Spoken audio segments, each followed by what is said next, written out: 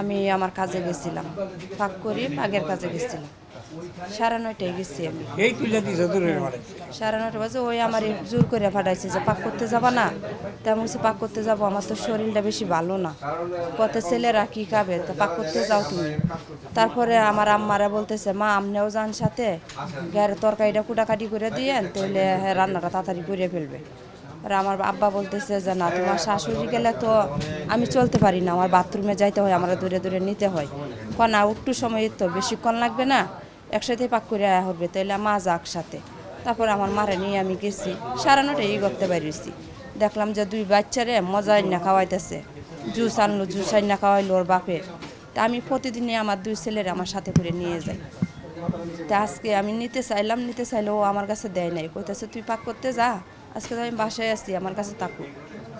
তা তো আমি পাক করতে গেলাম, ওই যে বাদে তো আর আমি 10:30 বাজে আমার ওই জায়গায় খবর গেল জোর ওরা জবাই করে ভাবছে।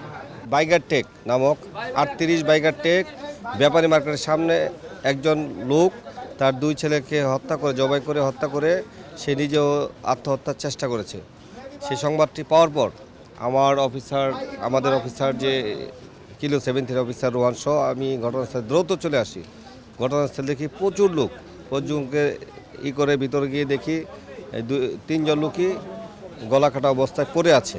পরবর্তীতে আমরা দেখলাম যে নিজে আত্মহত্যা করেছে আব্দুল আহাদ মোল্লা, সে তার নিঃশ্বাস বেরোচ্ছে এবং শব্দ বেরোচ্ছে, গুংরানি শব্দ বেরোচ্ছে এবং মানে হার্টবিট চলতেছে, সে জীবিত আছে।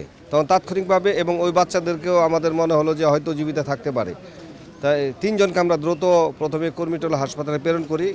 কর্মীটোলা হাসপাতাল থেকে পরবর্তীতে আব্দুল আহাদ মোল্লাকে, যে আত্মহত্যার চেষ্টা করছে, তার গলায় ধারালো পুঁচের চিহ্ন আছে, সে তাকে জীবিত অবস্থায় তাকে উন্নত চিকিৎসার জন্য ঢাকা মেডিকেল হাসপাতালে প্রেরণ করে। এখন পর্যন্ত সে জীবিত আছে, তার অস্ত্রোপচার চলছে। এবং 2 শিশু আমরা জানতে পেরেছি একটু আগে যে 2 শিশুকে মৃত্যুবরণ করেছে।